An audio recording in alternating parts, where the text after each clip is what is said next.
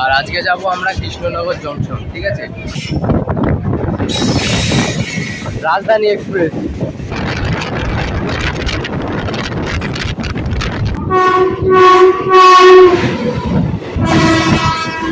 দেখেন, ভিড়টা দেখেন জাস্ট।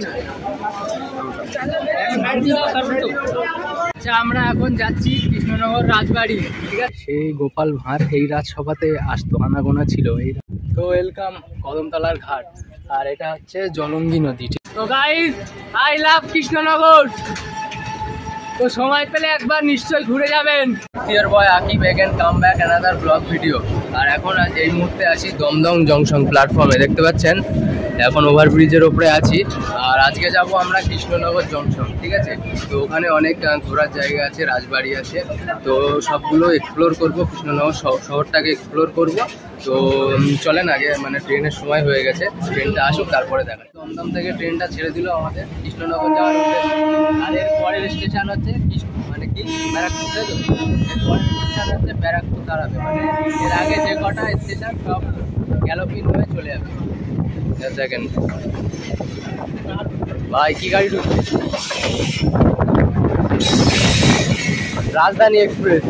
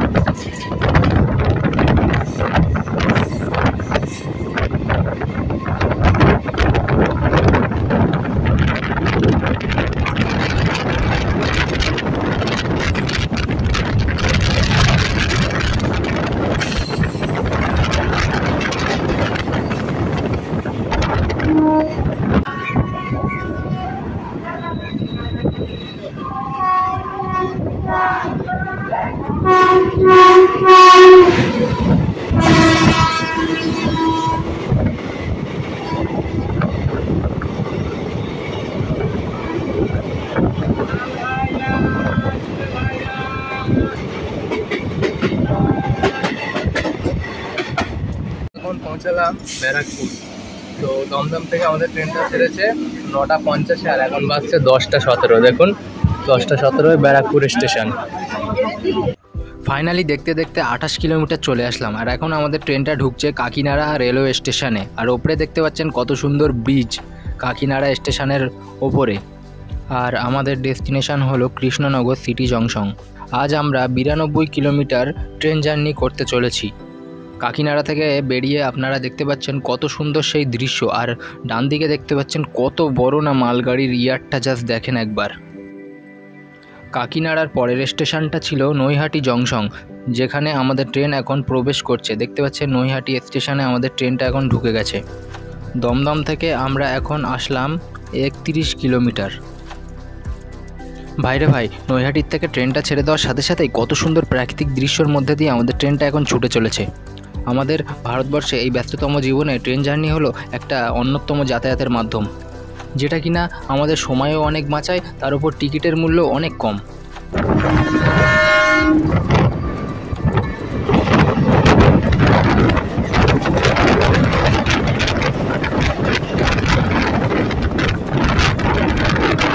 আমাদের ট্রেনের গতিবেগ এখন 90 থেকে 100 কিলোমিটার পার আওয়ার। ছুটে চলেছে সেই সবুজ তৃণভূমির মাঝখান দিয়ে।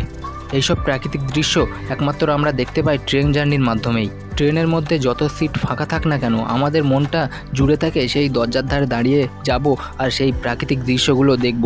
এটাই আমাদের মনের শান্তি। আমরা যারা প্রকৃতি ভালোবাসি তারা একমাত্র বুঝবো এই জায়গাটার অনুভূতিটা।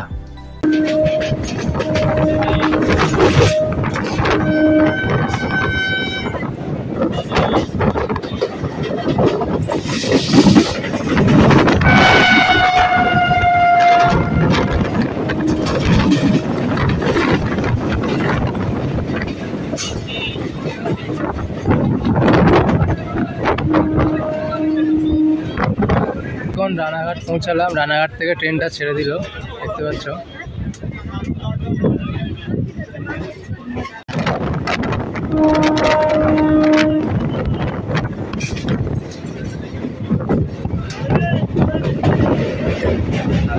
ভিউ।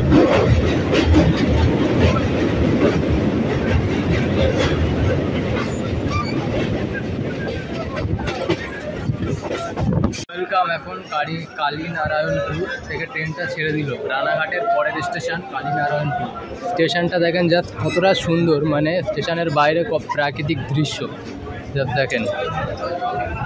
কালীনারায়ণপুর।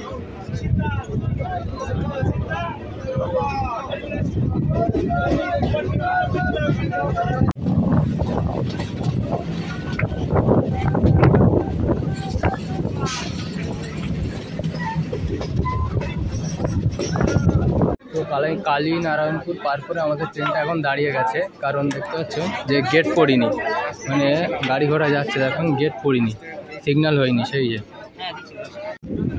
তো এখন আমাদের ট্রেনটা ছেড়ে দিল জালালখালি হল থেকে, দেখতে পাচ্ছেন। আর চারিপাশে মানে কলা বাগান, মানে এত পরিমাণে সারি সারি দিয়ে কলা বাগান ভর্তি, যা দেখেন।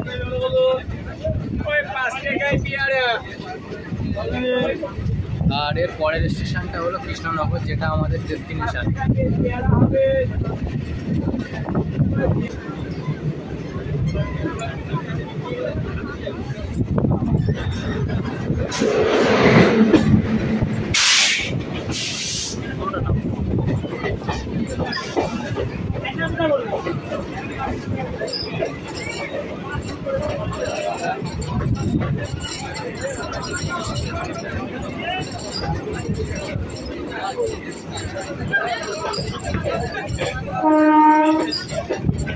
দেখেন ভিড়টা দেখেন জাস্ট।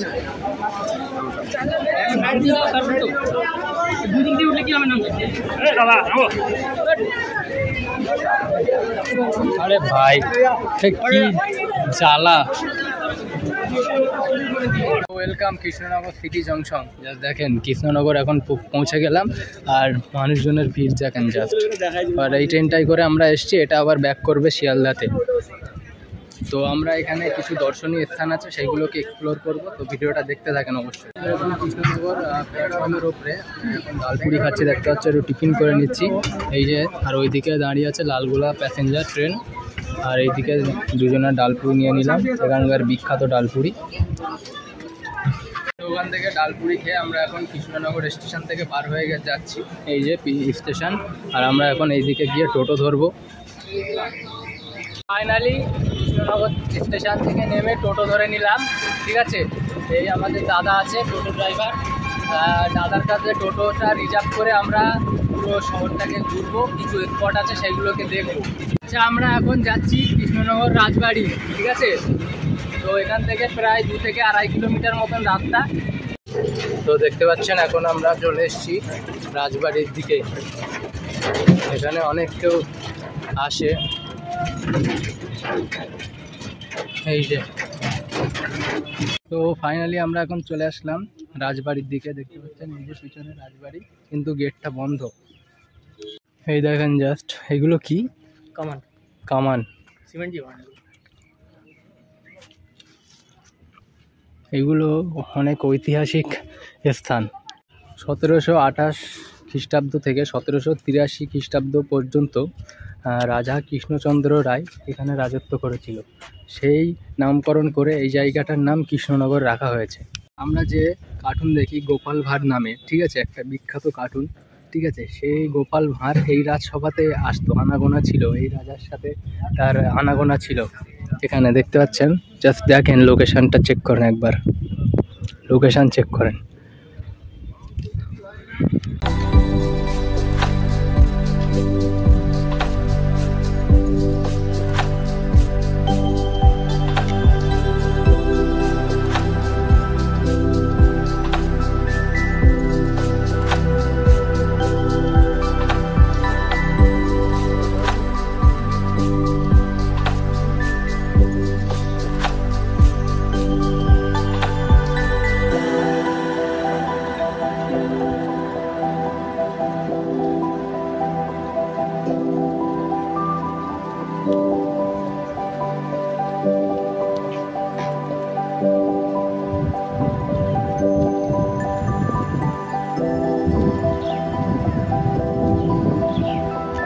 রাজবাড়ি ঘোরা তো শেষ হয়ে গেল, আর আমরা এখন দেখতে পাচ্ছি সেই প্রাচীর।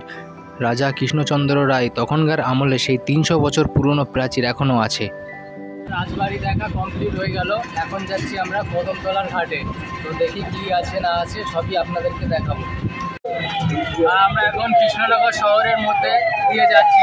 দেখেন শহরটাকে, দেখেন কত সুন্দর, দেখেন ক্লক টাওয়ারটা ভাই। এইদিকে ওইদিকে আপনাদের নেতাজি, আমাদের এইদিকে রবীন্দ্রনাথ ঠাকুরের মূর্তি করা।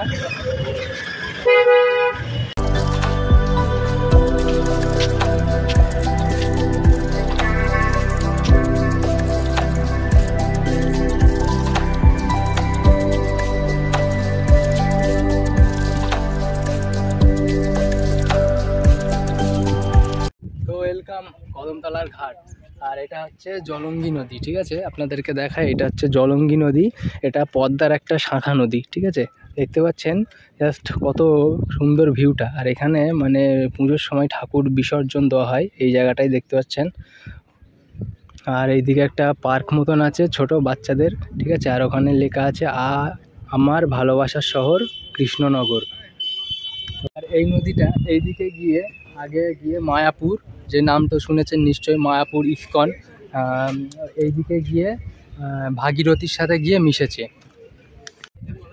আর জাস্ট দেখেন এখান থেকে নদীর ভিউটা কত সুন্দর না লাগছে দেখতে।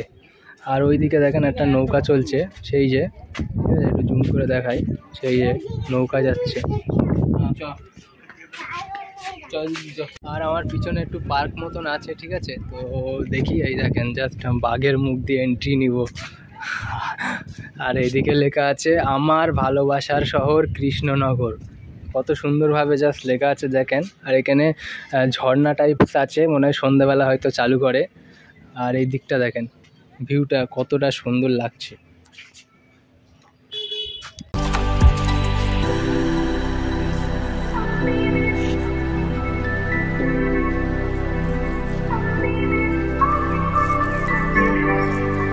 আর ওই উপর থেকে এখন মানে নিচের দিকে একটু চলে আসলাম। আর এইদিকে বাচ্চাদের জন্য দোলনা আছে, আর এইদিকে স্লিপ আছে, দেখতে পাচ্ছ।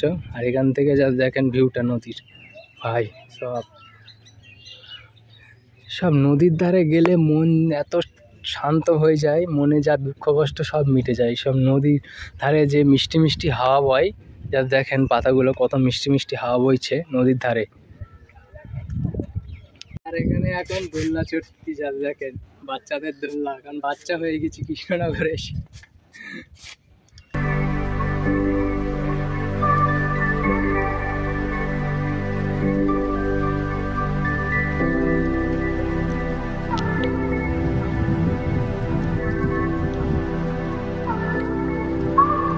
তো আমরা এখানে একটু ঘোরা কমপ্লিট হয়ে গেল, এখন আবার অন্য জায়গায় যাব।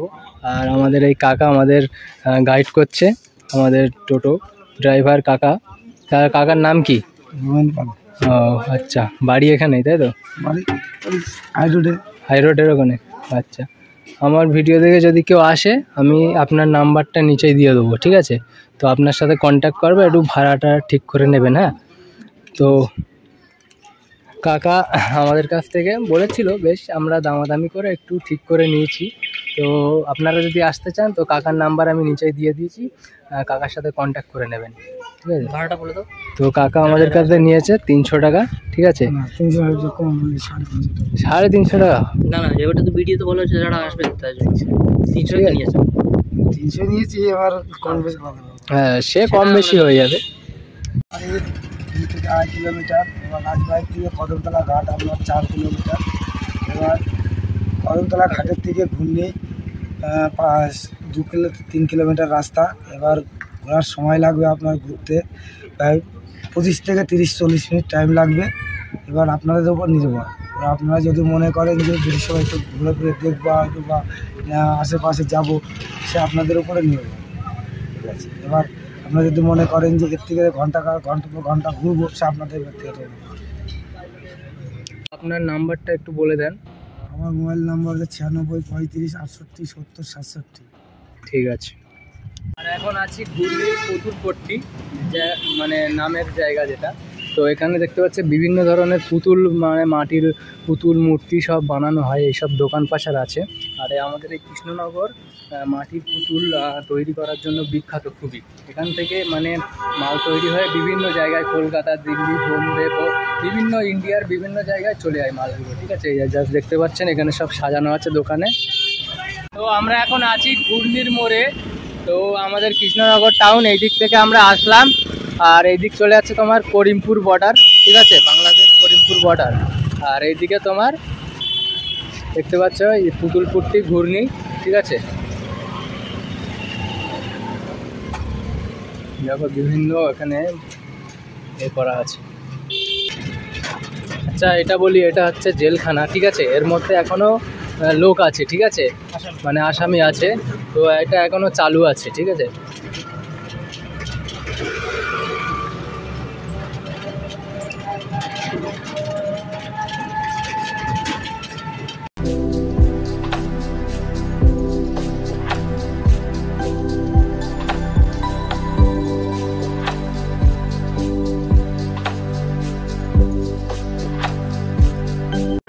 অথর মিষ্টান্ন প্রতিষ্ঠান।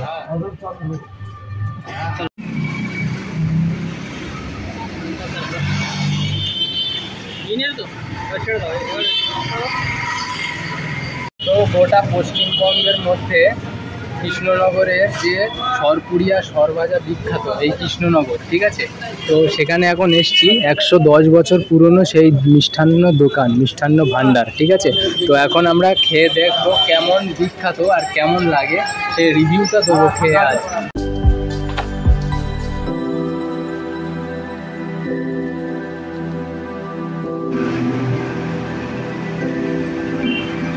আর এটা হচ্ছে সরভাজা, ঠিক আছে। তো এটা খেয়ে দেখি কেমন লাগে।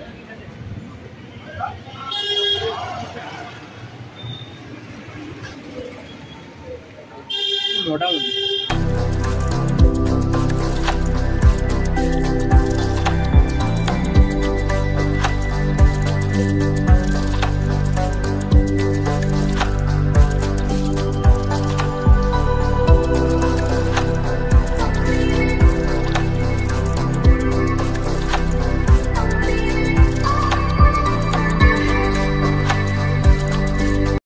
এখন যাচ্ছি রাজদিঘির ঘাটে। আর এই সেই ঘাট দেখতে পাচ্ছ যেখানে রাজা কৃষ্ণচন্দ্র রায় স্নান করতে আসতে হচ্ছে। এখন সব মানে বন জঙ্গল পানায় ভরে গেছে, ঠিক আছে। তো দেখা হয়ে গেল জায়গাটা। আর এইগুলো জাস্ট দেখুন, পিলারগুলো জাস্ট দেখুন, ইটের পিলারগুলো, মানে বট গাছের, এগুলো মানে কত রহস্যময় জায়গাগুলো জাস্ট দেখেন। যাদের ইতিহাস সম্পর্কে একটু জানার মানে ইন্টারেস্ট থাকে, ঠিক আছে, তো তারাই আমরা এইসব বুঝবো, ঠিক আছে, এই জায়গাগুলো সম্পর্কে তারাই বুঝবো।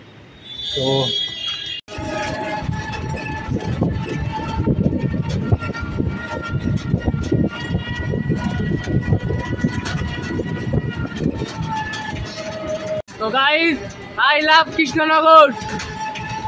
তো সময় পেলে একবার নিশ্চয়ই ঘুরে যাবেন, ভিউ দেখেন জাস্ট।